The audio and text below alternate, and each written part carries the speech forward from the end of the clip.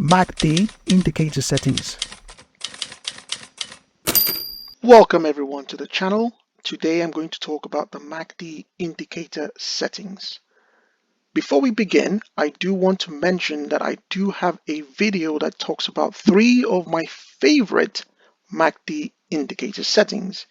You can watch that video by clicking the link, I believe top right, that takes you straight to that video and takes you through 3 of those settings depending on the market conditions. However, in this video, I'm going to take you through the default MACD indicator settings and how I would change it and then use it to trade in a mechanical way. In my other video, I don't use indicators to trade. I generally just use a naked chart. However, just for this video, I'm going to take you through one example. So the first thing you're going to need to do is open up any chart. So right now I have the Euro Swissy. Now you're going to need to have this chart on the 5 minutes. In some of my other videos I mentioned the 1 minute chart because I believe that's the best chart to use the MACD on. However, in this example we're going to use the 5 minutes. So you want to have your charts on the 5 minutes. The next thing you're going to do is install the MACD indicator. So go to your indicator and type in MACD,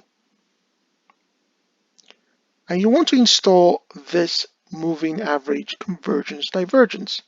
So it's a straightforward, simple, standard MACD.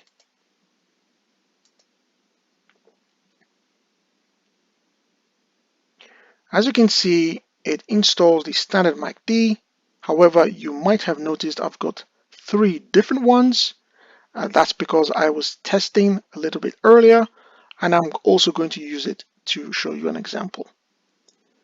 So first of all, you can see that this MACD has been installed with the standard settings, which are pretty good on their own. Like I said, they are generally very good for specific market conditions. You have to adapt these settings to suit your style of trading, so it's very important to experiment. The standard settings are 12, 26, and 9 EMA. Hopefully you know what the MACD is actually doing, but in general it's just 2 averages being displayed as 1. Okay, so now I'm going to delete this MACD and show you my MACD. So the only difference is that I have changed some of the settings. Actually, let me open this up first. First thing you'll notice is that it doesn't have a histogram, and that's because we don't need the histogram. We are only going to need the buy triggers and the sell trigger. So a buy trigger is when you get a cross, for example, here, below the 0 line. And a sell trigger is when you get a cross, for example, here, where it's above the 0 line. It's really that simple. Now I'm going to close this because I don't actually need this. What I've actually done is I've created a script right here. This will display the signals on the actual chart. So let me close this window. Okay, so I'm going to switch this on. This is my MACD.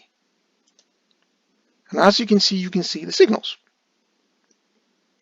Alright, so the next thing I actually need is my sessions, and I'll explain what this does in a second.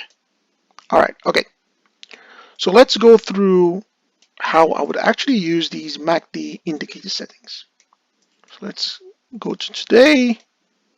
Alright, okay. So here are the rules. When you get a buy or a sell signal, you're only looking for one signal a day. So just one trade a day.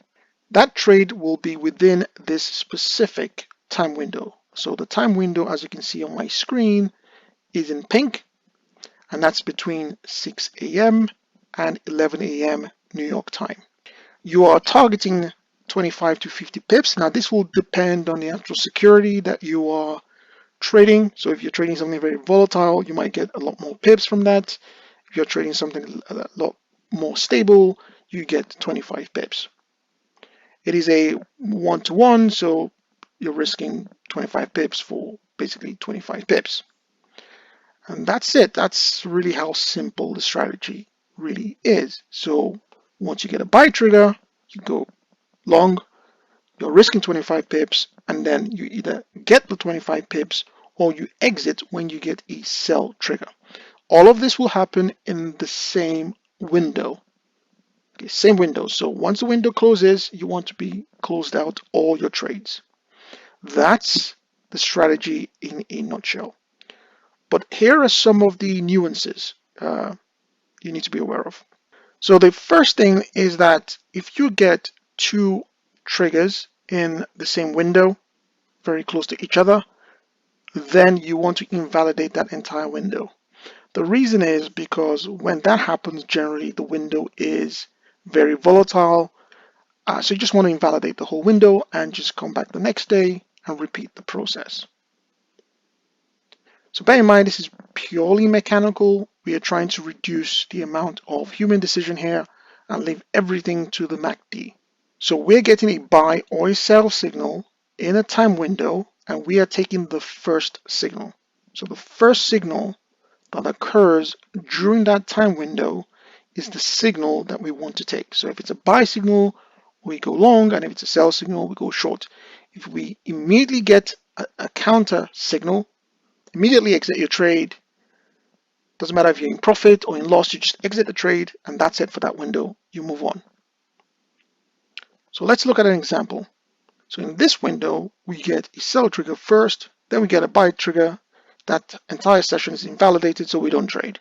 Maybe we make a small loss, but we move on. Let's look at the previous day. So in this window, we get a buy trigger, and then we get a sell trigger, very close to the buy trigger. So again, we invalidate your trade. Maybe we make a small loss. Let's move on to the third window.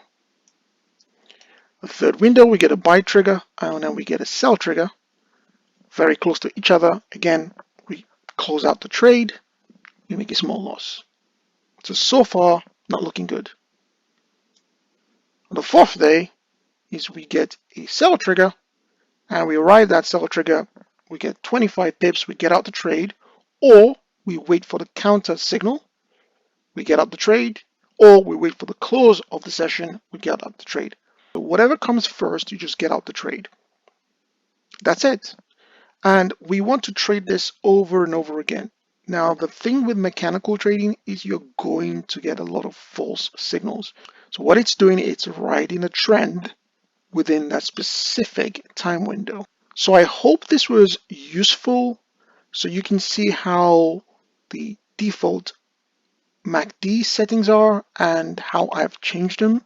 So a personalized one, we've used the 5 minutes in this example, and I've shown you how you can use it for trading mechanically, specifically for each day. You have rules to follow, and you have a little bit of flexibility in terms of when you exit the trade. I hope this video was helpful. Please click the like button if you enjoyed it. Feel free to subscribe to my channel for more helpful videos and tips.